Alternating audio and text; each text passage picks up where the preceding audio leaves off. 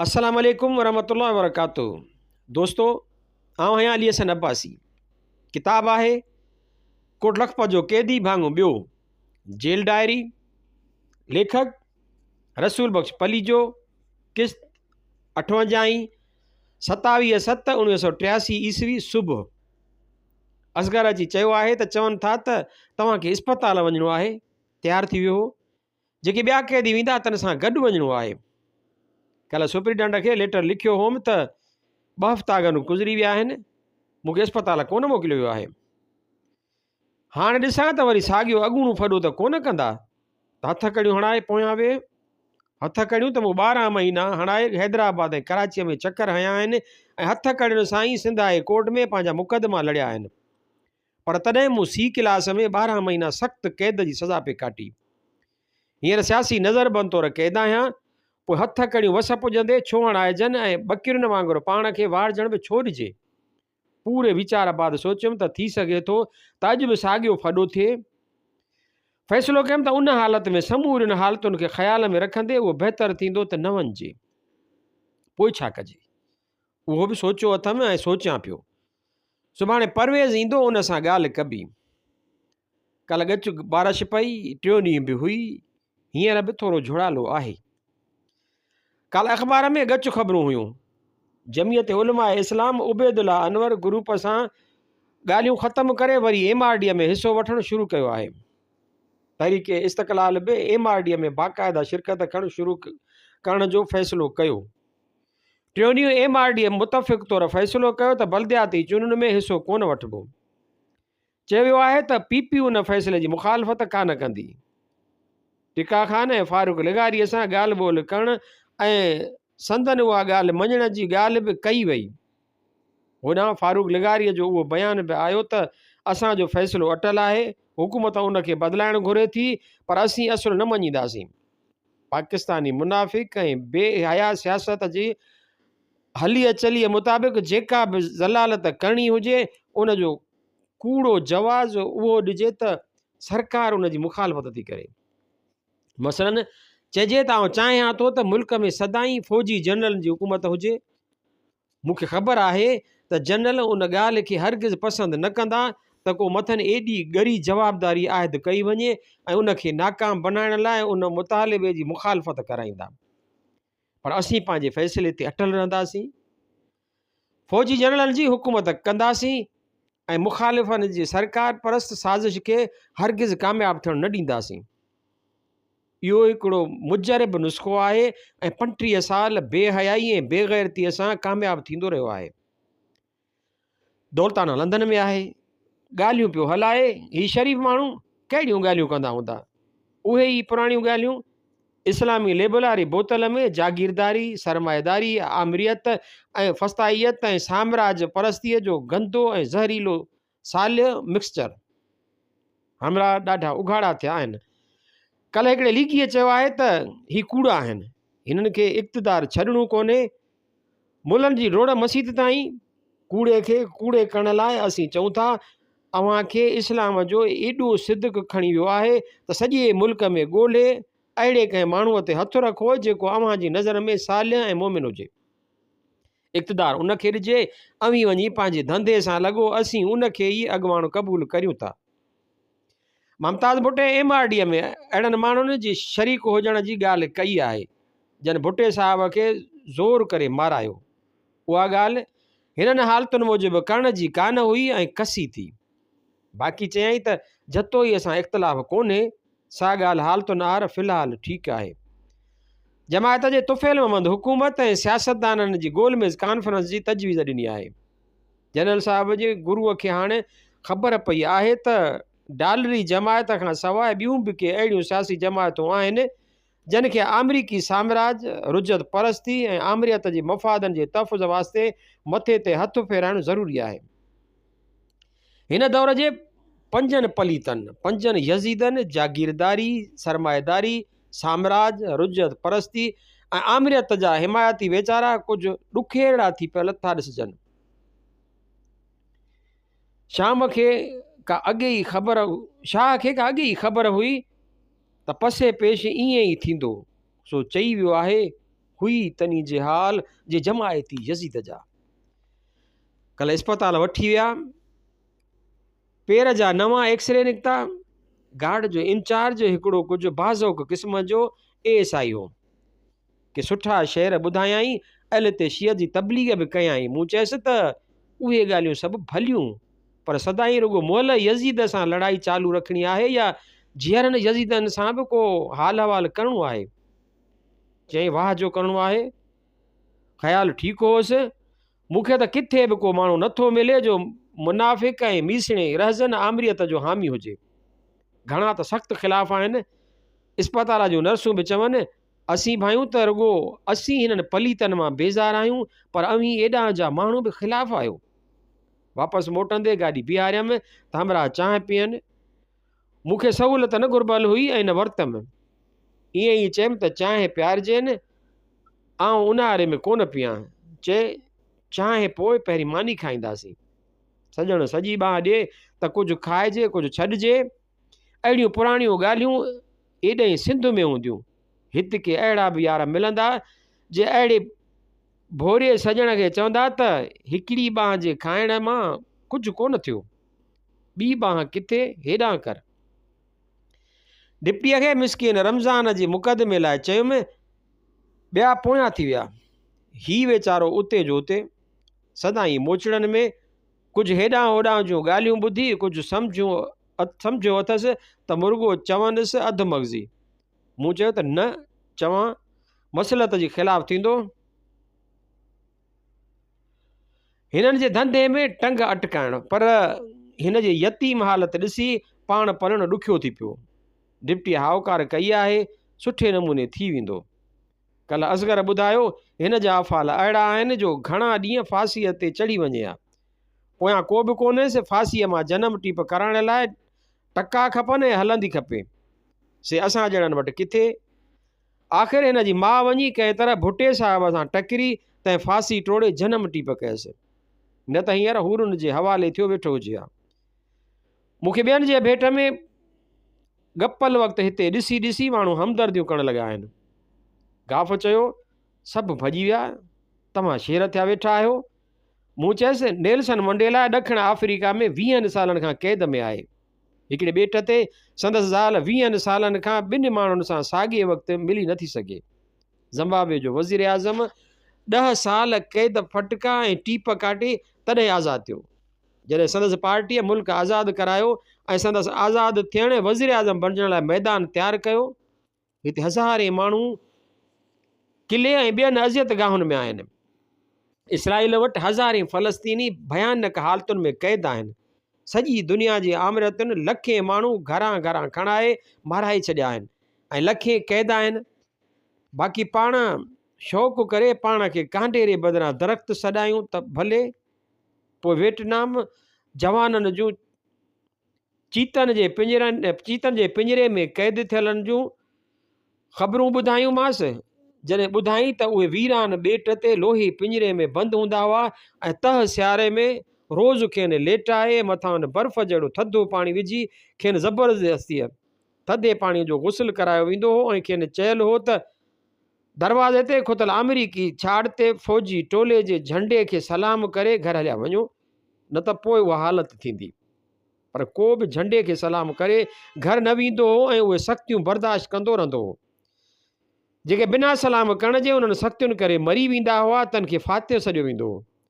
तॾहिं कुझु ॻाल्हि मग़ज़ में वेठसि त दुनिया में सूर्याईअ जा ख़ासि करे गॾियल क़ौमी सूर्याईअ जा मयार कहिड़ा थींदा आहिनि।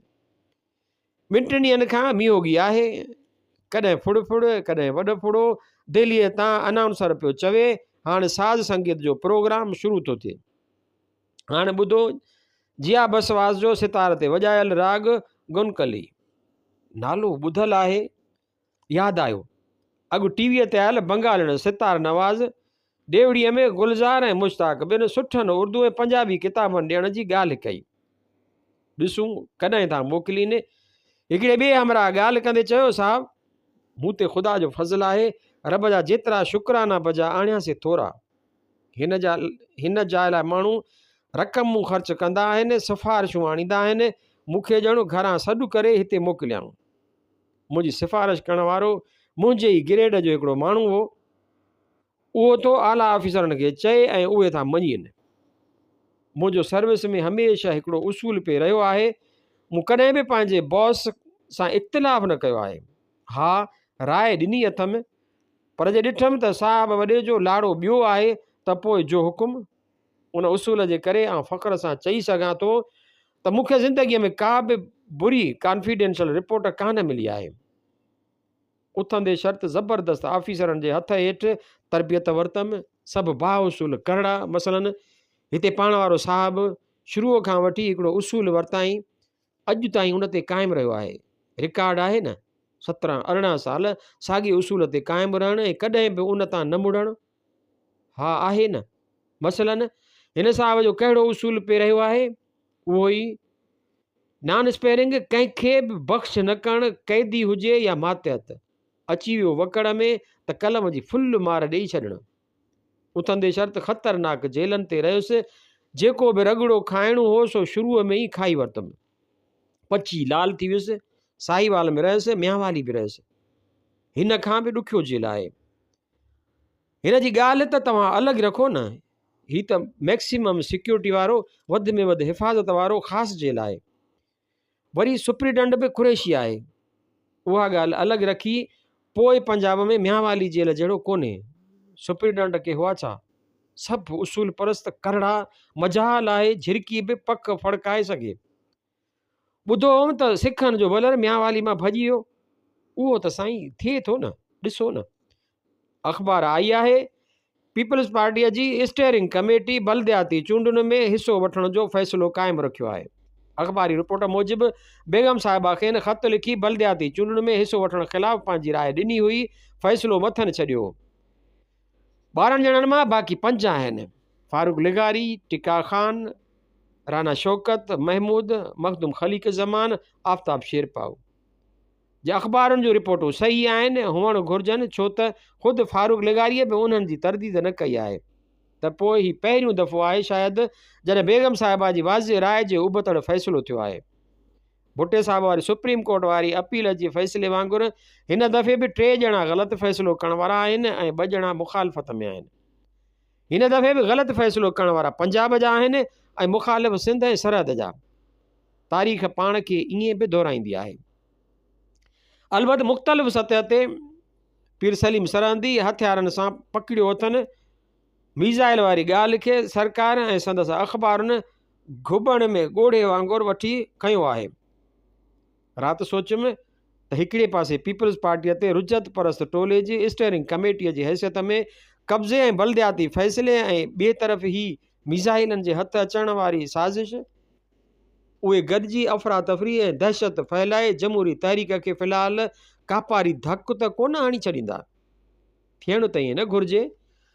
भायां थो माण्हू 2 धक पचाए वेंदा। जे साबित क़दम रहिया त उहे 2 बदमाशियूं उल्टो बदमाशनि खे ई धकु रसाईंदियूं। पसे पेश वधीक उघाड़ा, वधीक ख्वार ख़राब ऐं उन करे वधीक कमज़ोर थींदा। माण्हू सियासी तरह वधीक बालिग ऐं वधीक पक्का पुख्ता थी वेंदा। कल्ह परवेज़ जे अचण जी तवक़ु हुई, कोन आयो, ठहियो। मूंखे को ख़ासि कमु कोन्हे सवाइ हिकिड़े जे, वकीलनि तरफ़ां सॾायल कॉन्फ्रेंस बाबति नियापो ॾियणो हो। अफ़ज़ल हैदर ॾांहुं त जे कॉन्फ्रेंस थिए त मोहम्मद फाज़िल नुमाइंदगी कंदो असांजी, उन सां लह विचण में अचो। मोहम्मद फाज़िल खे चइजे त निज़ाम ऐं ॿियो हिकु अधु हमराह सलाह मसलत लाइ वठी अचे। 29/7/1983 ईस्वी जुमो सुबुह। फिर सावन रुत की पवन चली तुम याद आए, फिर पत्तों के पाजेब बजे तुम याद आए, फिर कूंजे बोली घास के हरे समंदर में तुम याद आए, फिर कागा बोला घर के सोने आंगन में, फिर अमृत रस की बूंद पड़ी तुम याद आए, दिन भर तो मैं दुनिया के धंधों में खोया रहा, जब दीवारों की धूप डली तुम याद आए। लाहौर रेडियो, छा गीत, छा धुन, छा आवाज़, सुभान अल्लाह। नालो कोन वरिताऊं, शायदि बिल्किस ख़ानम हुई।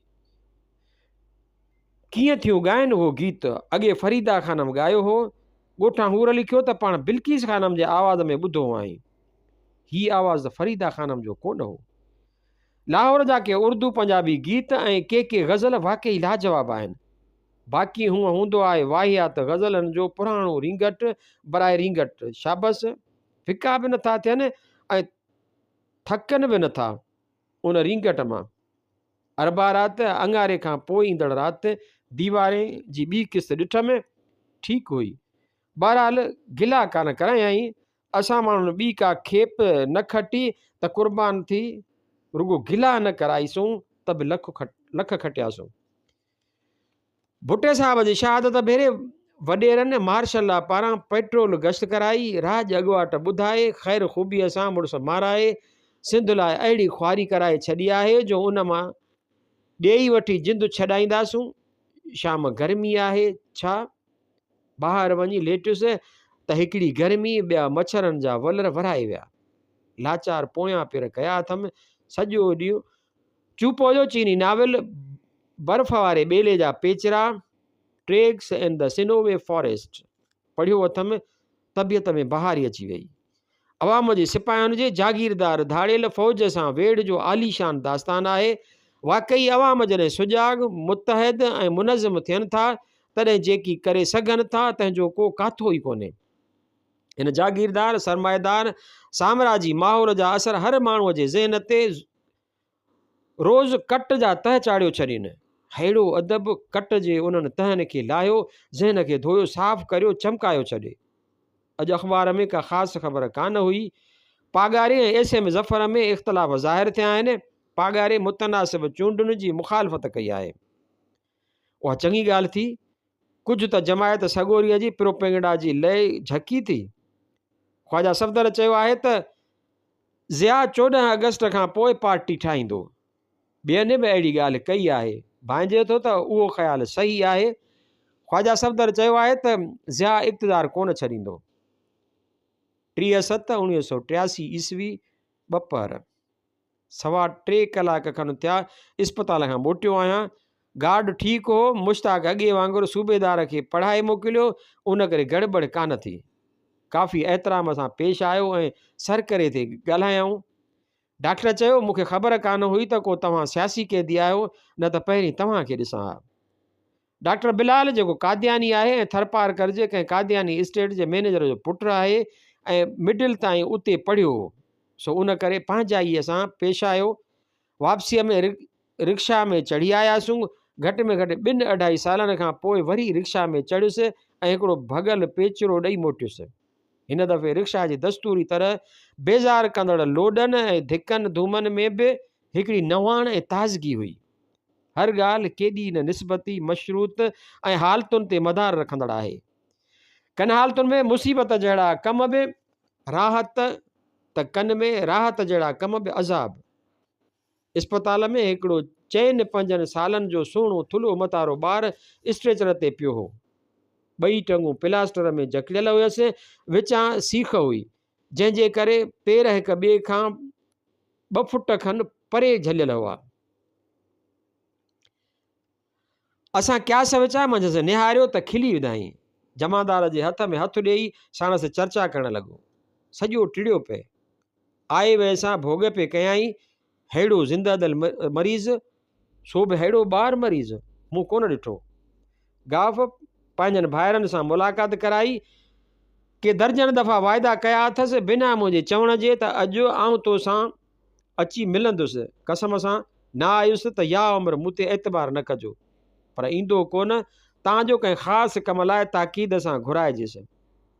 तंहिं मां सम्झुमि त संदसि ख़्याल टपाकी आहिनि, पर जंहिं कुर्ब सां संदसि भाइर मूंसां मिलिया तंहिं मां ईअं थिए लॻो ॼणो की बिना पंहिंजा अज़ीज़ क़रीब आहिनि।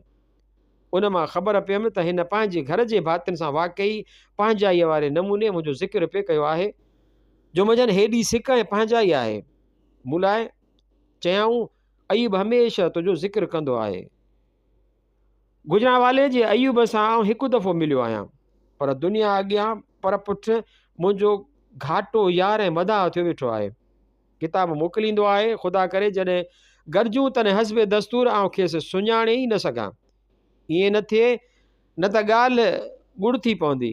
हमरा मुसली आहे घटि में घटि ज़ात पंजाब जी, पढ़ियल ॻढ़ियल कामरेड टाइप, सुठो ऐं भलो मुड़ुस थो ॿुधिजे।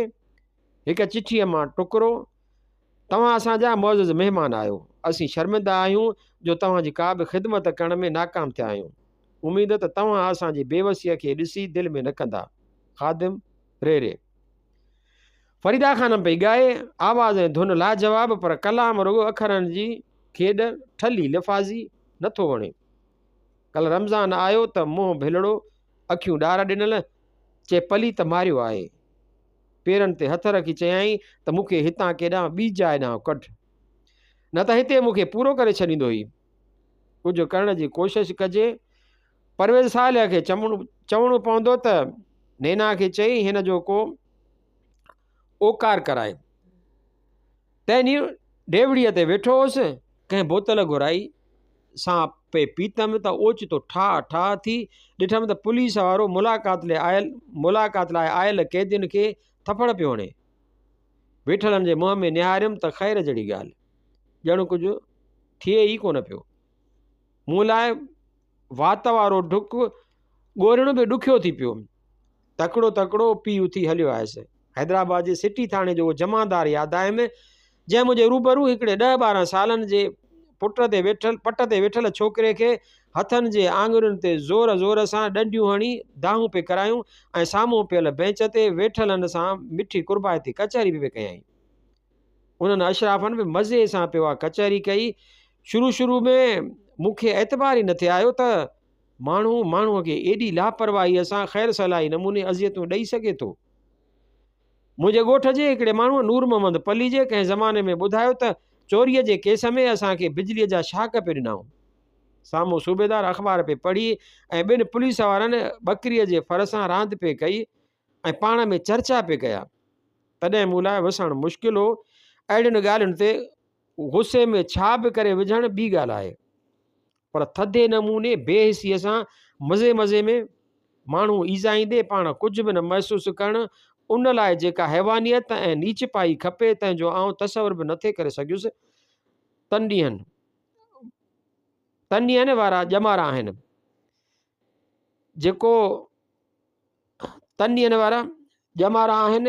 जेको नाविल पियो पढ़ां तंहिं में उहो ॾेखारियो पियो वञे त चीनी इनकलाब दौरान अवाम खे अज़ियतूं ॾेई मौजूं कंदड़नि जो अवाम कहिड़ो हशर कयो। तबियत ठीकु थी वई। उहो अवाल पढ़ी। 31/7/1983 ईस्वी आर्तवार राति फिल्म दुनियादारी ॾिठमि। क़ाबिल बर्दाश्त हुई। ॾखण एशिया जे ख़ारजा सेक्रेटरीअ जी ॻाल्हि ॿोल्हि ॿुधमि, दिलचस्प हुई। सुधा मल्होत्रा पई ॻाए दहलीअ तां। अॻु उर्दू सर्विस में ॿुधल आहे, अॼु टीवीअ ते ॿुधो अथमांसि। बिल्कुलु ठीकु थी ॻाए, कब्ज़ो अथसि पंहिंजे फन ते। 1/8/1983 ईस्वी सुबुह 7 बजा। अॼु ॾींहुं ट्रामे वांगुरु ततल आहे। फजर खां वठी उबस आहे, पन बि कोन थो चुरे। ॿाहिरि वेठो नथो थिए, भायां थो अॼोकी गर्मी अॻूणा पोयां रिकार्ड टोड़ींदी। अॻे साल गर्मीअ कई क़ैदी किराए विधा, हिकिड़ो उफ़ट मरी वियो। हिन साल शल ख़ैरु थिए। असगर अॼु टाट थी वियो आहे। मुक़दम जी पीली वर्दी पाए वियो आहे। मूं चयसि, तूं अॼु ऑफिसर थी वियो आहीं। खिलियो विझी, अॼु दौरो आहे। चयमि त पीला कपिड़ा न पातल हूंदा त मतां चीफ चई न कढे। ॾाढी गर्मी आहे। सुबुह असां लिखण जा ख़्याल आया रिथियल किताब बाबति। कई किताब ॾिसणु ज़रूरी लॻा। चयमि काश का वाक़ई आलीशान लाइब्रेरी बैन अल-अक़वामी मयार जी लाइब्रेरी पासे में हुजे हा, बल्कि शहर में किथे बि हुजे हा, रुगो उते वञी सघिजे हा। यादि आयमि त लेनिन यूरोप जे समूरनि वॾनि शहरनि में रहियो। वियना, पेरिस, लंदन, बर्लिन, जनीवा वग़ैरह। जाइ हमेशह शहर जी वॾी में वॾी लाइब्रेरीअ जे वेझो वठण जी कोशिशि कंदो हो। अक्सर सॼो ॾींहुं लाइब्रेरीअ में गुज़ारींदो हो। सॼो ॾींहुं वेठो पंहिंजे किताबनि लाइ नोट वठी मवाद गॾु कंदो हो। साइबेरिया में बि पंहिंजे सिरे हिकु सुठी लाइब्रेरी क़ाइमु करे वेठो हो। ज़ारशाही रूस में बि लाइब्रेरियूं माण्हुनि लाइ हुयूं। कैदियुनि खे बि 1000 मील परे जे लाइब्रेरियुनि मां उधारा वरितल किताब टपाल में वञी पहुचंदा हुआ। हिते असां वटि लाइब्रेरियन बि ॼण थाणेदार जागीरदार, समाज में पटे वालो बि वॾेरो, लाइब्रेरी मां किताब वठण वारा असां जहिड़ा बि मजाल जो वस पुॼंदे किताब वापसि कनि, सॼी लाइब्रेरी लुटे घर खणी ईंदासीं। सिंध जे शहर शहर में सुठनि सुठनि आवाम जे कम जहिड़नि किताबनि जी लाइब्रेरियुनि जी सख़्तु ज़रूरत आहे, पर जे क़ाइमु बि थियनि त उन्हनि खे लुटमार खां केरु बचाए ऐं कीअं बचाइजे। ॿियो त ठहियो हैदराबाद जे शहर में का सिंधी किताब उधारा ॾींदड़ लाइब्रेरी कान्हे।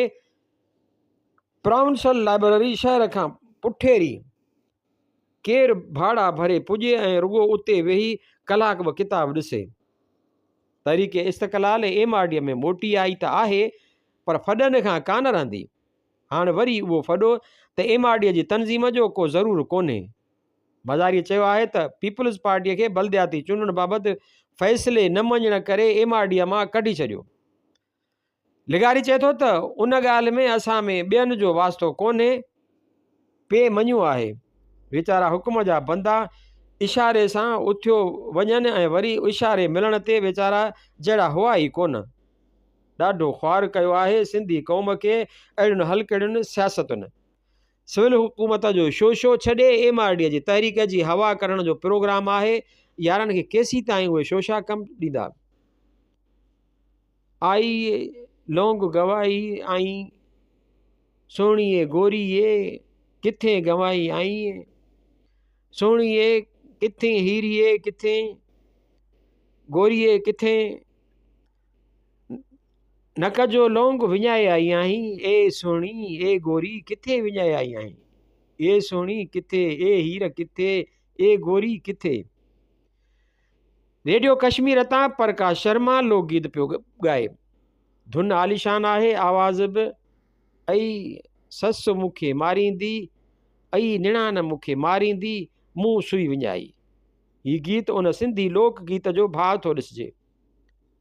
सैलून में ज़बरदस्त गड़बड़ आहे। सैलून जी सरकार बहादुर चए थी त गड़बड़ में रूस जो हथु आहे। ॾिसिजे थो त सैलून जे हाकमनि ऐं संदन साम्राज्य जे आकाउनि जी प्रोपेगेंडा ॿोली खुटी वई आहे, जो अहिड़ियूं वाइड़ियूं ख़बरूं करण ते अची पिया आहिनि। हाणे रूस ॿिया सभु